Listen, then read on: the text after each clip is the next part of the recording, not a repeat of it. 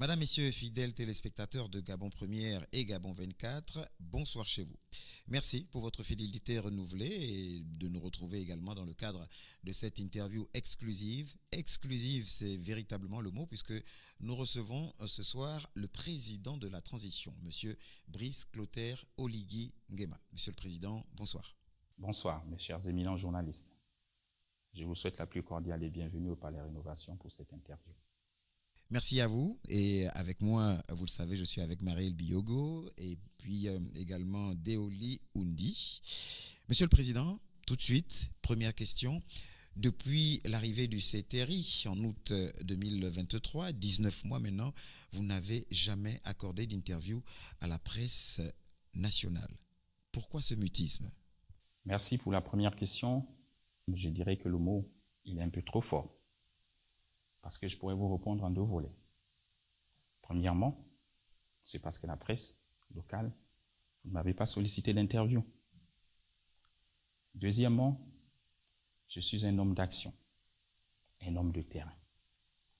Et le 30 août 2023, nous avons promis rendre la dignité aux Gabonais. Alors, s'il faut choisir entre faire les plateaux de télévision et travailler pour les Gabonais, j'ai choisi de travailler pour les Gabonais.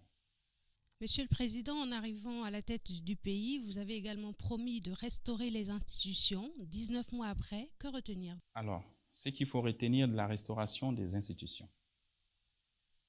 Déjà, après le coup de la libération du 30 août 2023, sans effusion de sang, que je rends grâce à Dieu qui nous a accompagnés durant toute cette nuit, au péril de nos vies, nous avons mis en place un chronogramme de la transition et que nous avons respecté jusqu'à aujourd'hui. Nous avons lancé le dialogue national. Nous avons fait le référendum. Nous avons lancé le code électoral. Monsieur le Président, vous parlez du respect du chronogramme de la transition alors que l'élection présidentielle est anticipée. Dans le chronogramme de la transition, nous l'avons annoncé, l'élection présidentielle pour le mois d'août 2025. Ça ne veut pas dire qu'on ne peut pas faire l'élection avant, une fois qu'on a déjà mis en place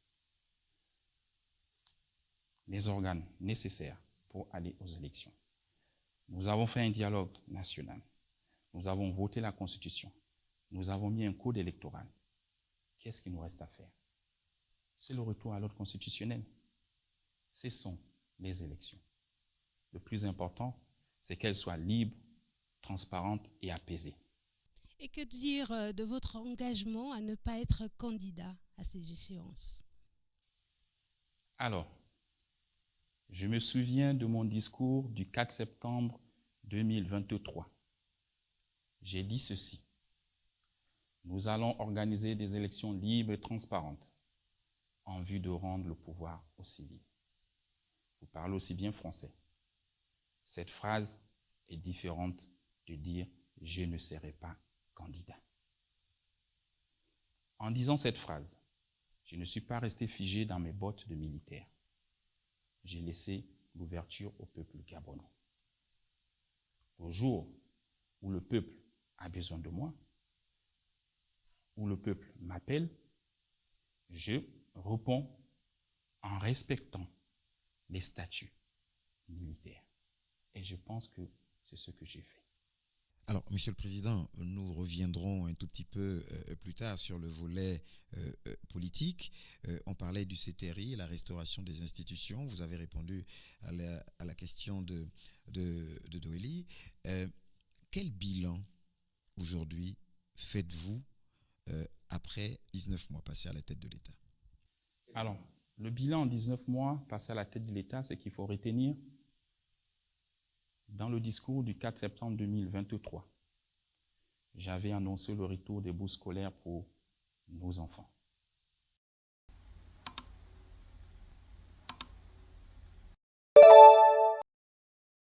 Ça a été effectif. On a remis les bourses. Nous avons payé les rappels des fonctionnaires. Nous avons payé les rappels des retraités avec arrimage. Et je vous annonce ce soir que je payerai la deuxième tranche avant d'aller aux élections présidentielles. Nous avons ouvert des postes budgétaires, ce qui était gelé avant. Nous sommes à 26 500 postes budgétaires. Toutes les administrations confondues, y compris les militaires. C'est des avancées énormes. Pour se réapproprier notre économie, nous avons acheté Assala. Il ne faut pas l'oublier que hier, JOC était à 26 000 barils jour. En rachetant Assala, aujourd'hui notre économie pétrolière, nous sommes à 70 000 barils jour que nous produisons, que nous gérons nous-mêmes. Et je vous annonce encore ici ce soir que je ne vais pas m'arrêter là. Je compte acheter les actifs de Tullow Énergie, 12 000 barils, pour augmenter notre capacité pétrolière à 82 000 barils jour. Je pense que nous tendons vers une économie forte. Nous avons créé Fly Gabon. Vous l'avez vu, c'est effectif. Nous avons repris nos actifs à la SNBG. C'est effectif. Nous avons créé la Banque du commerce pour l'entrepreneuriat des Gabonais. Elle existe. Nous avons lancé l'opération Taxi Gab, un jeune, un taxi. C'est 417 taxis que nous avons distribués. Et demain, je vais distribuer encore 400 autres taxis. Aucune province ne sera oubliée. Nous avons fait des routes en béton bitumineux, un peu aussi avec du goudron. Ça nous fait 1950 km de route en 19 mois. Je parle bien en 19 mois. Pas comme c'était le cas hier. Et je me souviens de cette belle phrase du député Akouré Davin, qui est devenu mon ministre. PK5, PK12, 7 km, soit 1 km de route par an. Nous avons battu le record. Nous avons construit des écoles, et vous les avez vues. Nous avons construit des hôpitaux, vous les avez vus. Et même des logements. Je suis à 1000 logements avec 300 de livrés. Je pense que le bilan, il est positif. Monsieur le Président, on veut bien vous suivre sur cette voie. On le voit, les résultats en matière d'employabilité, en matière de chantier sont perceptibles, voilà, sur le terrain, mais il y a un mal. Oui, votre bilan, il est peut-être positif pour vous, mais les Gabonais vous regardent et certains ne pourront peut-être pas suivre cette émission parce que ils sont enclins à plusieurs délestages, Monsieur le Président. Les délestages sont récurrents dans la capitale gabonaise, mais également à l'intérieur du pays. Pour les ménages, ça commence à devenir inconfortable. Je ne parle même pas des entreprises. Quelles sont les solutions, là également concrètes, que vous proposez aux Gabonais? Je vous comprends, madame. Les délestages, il faut comprendre que nous héritons d'un passif lourd. Et qui est lourd, que nous traînons jusqu'à aujourd'hui. C'est comme disaient les jeunes Gabonais, tout est à refaire. Et oui, tout est à refaire. La SCG, on l'a trouvé obsolète. Il manque de groupes. Nous avons fait des efforts pour acheter certains groupes et des transformateurs pour essayer de remédier à ces problèmes. Mais quand vous regardez le Gabon, à l'heure actuelle, c'est 1000 mégawatts qu'il nous faut. Or, nous n'en disposons que de 700, soit un manque de 300 mégawatts sur l'étendue du territoire. Venons-en à Libreville. Libreville, c'est 350 mégawatts. Avec ce matériel vétuste, on a perdu encore quelques groupes. Libreville, ses fournisseurs ne fournissent que 200 mégawatts. 200 mégawatts, quand vous faites la différence, vous avez 150 mégawatts qu'il faut aller chercher. Et voilà pourquoi je suis allé chercher la société turque, qui nous fournit 70 mégawatts. Aujourd'hui, nous sommes à 270 mégawatts. Je ne dis pas que c'est suffisant, mais il faut compléter. Il faut compléter par la réalisation des barrages hydroélectriques, tels que ceux que j'ai annoncés pour le barrage de Bouy, sur les Vindo. Il faut compléter avec des centrales thermiques, avec l'éolien, l'énergie solaire.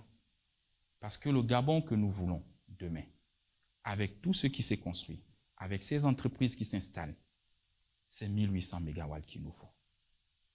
Et il faut aller les chercher. Je demande à ces Gabonais qui ont subi des dommages de bien vouloir nous excuser. Mais nous faisons de notre mieux pour remédier à leurs problèmes. Tout ne peut pas se faire en un jour. Mais je suis sûr qu'en 7 ans, on peut arriver à résoudre ces problèmes. Monsieur le Président, vous avez parlé de plusieurs chantiers que vous avez lancés. Mais quand on parcourt la capitale gabonaise, une fois encore, et quand on va même à l'intérieur du pays, les Gabonais s'interrogent parce qu'il y a plusieurs chantiers à l'arrêt. Quelle réponse pourrez-vous apporter à ces Gabonais qui se posent cette question? Madame, nous avons mis le pays en chantier. En chantier, c'est dire que même les entreprises sont débordées. Nous avons pénurie de sable, pénurie de ciment, pénurie de gravier et même pénurie de fer. Donc, les chantiers ne sont pas à l'arrêt. Il n'y a que de mauvaises langues qui peuvent s'exprimer ainsi. Quand vous regardez la vallée Sainte-Marie, ces immeubles, nous avons fini le gros œuvre. Qu'est-ce qu'il nous reste à mettre? Ce sont des baies vitrées. On les fabrique pour Gabon. On les commande. Et les commandes sont en train de venir. Mes compatriotes ont voulu des immeubles modernes, avec des baies vitrées, avec des lumières, un peu comme à Dubaï. Et c'est ce que je suis en train de vous offrir. Donc soyez patients. Ils ne sont pas à l'arrêt, mes travaux. Parce que je ne sais pas faire des éléphants blancs. Je vous ai dit, je suis un homme d'action, un homme de terrain, et je suis pragmatique. Monsieur le Président, puisque nous parlons de chantier, certains hommes politiques affirment que vous utilisez les fonds vautours pour financer ces chantiers. Qu'en est-il réellement? En politique, tous les coups sont permis, mais sauf insulter son pays. On ne peut pas se mettre à longueur de journée à insulter son pays, même si on ne s'aime pas. On doit être patriote et aimer ce Gabon. Les chantiers avancent avec de l'argent que nous empruntons dans nos banques, avec de l'argent sorti de nos trésors publics, parce que nous avons assaini les finances publiques. Nous luttons contre la corruption. Nous avons fait l'unicité des caisses au trésor. Nous allons vers la digitalisation. Et ça nous a permis d'avoir des recettes en plus. Monsieur le Président, vous parlez justement de la provenance des fonds, même si certains vous soupçonnent ou vous accusent justement d'utiliser les fonds publics. Je ne sais pas ce que vous répondez déjà à cette première partie de la question. Des fonds publics, pour faire quoi? Pour financer tous les travaux qu'on voit et qui sont en cours. C'est logique. C'est de l'argent sorti de nos caisses. Et les bâtiments, ils appartiennent à l'État. Les routes, c'est pour l'État. Vous voulez que je les paye avec quoi? Monsieur le Président, quelles sont les relations aujourd'hui entre le Gabon et les institutions financières? Souvenez-vous toujours de mon discours du 4 septembre 2023. J'ai dit ceci. Nous allons respecter nos engagements à l'international comme à l'échelon national. C'est dire qu'aujourd'hui, nos rapports avec les institutions financières sont les meilleurs. Alors, bonne relation, vous dites, avec les institutions internationales financières, et pourtant, la note du Gabon a été abaissée, Monsieur le Président. Comment expliquer cela?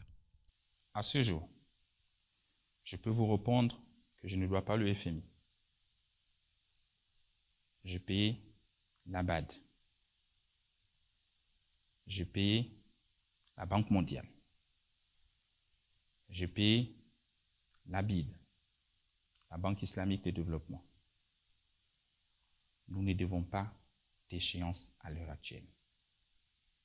Est-ce parce que je paye avec un jour ou une semaine de retard que ma notation doit baisser? Quand nos dividendes sont payés en retard, nos impôts sont payés en retard, vous voulez que je paye la dette à temps avec quoi? Voilà pourquoi il y a souvent des retards des paiements. Quand les dividendes sont payés en retard, ça décale aussi les échéances des paiements. Et qu'ils le comprennent. Aujourd'hui, nous avons reprofilé notre dette à hauteur de 1450 milliards. La dette intérieure. Et nous l'avons titrée à 6,99% d'intérêt. J'attends maintenant que ces agences de notation, qui sont les meilleures au monde, puissent rehausser notre note. Et je profite de ce passage pour remercier tous ces présidents, ces directeurs des grands groupes de banques qui m'ont aidé à reprofiler notre dette intérieure. Je leur dis merci. Sur un tout autre plan, Monsieur le Président, celui de la diplomatie, certains se posent la question, quels sont les rapports du Gabon à ce jour avec la France? Que répondez-vous? Mais pourquoi forcément la France? Il est dit que le coup de libération au Gabon est un coup de libération validé par la France, Monsieur le Président. Mais non. Quand nous avons fait le coup de la libération ce soir, on n'a pas demandé l'accord de la France ni l'accord d'Ibima. Nous l'avons fait seul entre Gabonais. Et mes rapports avec la France sont au meilleur niveau, comme avec tous les États du monde. Je vous ai dit, je suis ouvert et je suis inclusif. La France et le Gabon entretiennent des rapports État à État, avec un respect mutuel. J'ai été invité 4 fois en France. J'ai été reçu par le président Emmanuel Macron et nous avons échangé. Nous nous sommes dit, on veut des rapports État à État, plus de rapports d'individus. J'ai également été invité pour l'ouverture des Jeux Olympiques. J'ai été invité pour le sommet de la francophonie. Et j'ai été invité pour l'ouverture de Notre-Dame. Il ne faut pas l'oublier, la France est notre partenaire historique. Monsieur le Président, entre la diplomatie et la politique, il n'y a qu'un pas. Le 12 avril, le collège, en tout cas électoral, est invité à choisir le prochain président de la République. Comment voyez-vous les élections à venir? Ou vous-même, il faut le dire, vous êtes candidat. Pour ces élections à venir, ce que je dirais ici, déjà, je n'ai pas d'adversaire. Mon adversaire, c'est le chômage des jeunes. Tous ces jeunes qui sont dans la rue, qui rêvent d'avoir un emploi. Mon adversaire, c'est le chômage des jeunes, comme je l'ai dit. Ce sont les routes qui manquent dans toutes nos villes. Mon adversaire, c'est l'eau, l'électricité. Mon adversaire, c'est la vie chère. Voilà mes adversaires. Et pour l'élection qui arrive, je pense que les Gabonais seront distingués entre ceux qui ont un bilan en 19 mois et ceux qui sont restés plus de 20 ans ministres dans un gouvernement et qui n'ont aucun bilan à présenter aux Gabonais. C'est ce qui va faire la différence entre nous. Ce n'est pas le projet de société. Parce que les maux qui minent notre nation, nous les connaissons tous, nous vivons tous au Gabon. Et je viens de vous les citer. Vous allez regarder que tous les projets de société se ressemblent. Il y en a qui mettront pilier 1, la vie chère, d'autres, l'eau, l'électricité. On pourrait même dire que c'est du copier-coller ou du plagiat. Mais c'est notre réalité au Gabon. Ce n'est pas du plagiat parce que nous tous, nous vivons ces problèmes. La différence va se jouer entre ceux qui peuvent apporter des solutions à ces problèmes, ceux qui peuvent résoudre en un temps record ces problèmes, comme nous l'avons fait en 19 mois. Et je pense que le peuple gabonais sera mieux outillé pour nous juger, les uns et les autres. Vous avez une deuxième catégorie aussi, des nouveaux qui arrivent, qui prétendent au fauteuil présidentiel et qui n'ont jamais travaillé dans un gouvernement. Entre eux et moi, la différence va se jouer sur le courage, sur le pragmatisme. Ce serait là la différence. Monsieur le Président, actualité oblige, le 12 mars dernier, vous avez mis en place une plateforme, le Rassemblement des bâtisseurs, composé essentiellement des jeunes, avec pour mission de vous accompagner dans les échéances à venir. Alors ma question est celle-ci, est-ce une volonté affirmée de rompre avec les anciennes pratiques, c'est-à-dire un directoire de campagne exclusivement politique, ou simplement une volonté d'inclusion? Je répondrai les deux. Premièrement, je suis inclusif. Ceux qui désirent m'accompagner dans cette élection adhèrent à la plateforme. Je n'ai pas de parti politique, je n'ai pas d'association. Et je veux que ce soit le peuple qui me soutienne. C'est ça l'inclusivité que je prône depuis le 30 août 2023. Monsieur le Président, dans l'opinion, il y a vos challengers, même si vous prétendez ne pas avoir d'adversaire. Il y a notamment l'ancien Premier ministre du pouvoir déchu, M. Alain-Claude Bilibinze, qui vous accuse d'être déjà en pré-campagne à travers vos différents déplacements et pointe du doigt le fait que vous utilisiez l'argent public pour ces déplacements. Mais je vous ai dit qu'il n'est pas mon challenger. Et je n'ai pas d'adversaire. Il dit ce qu'il veut.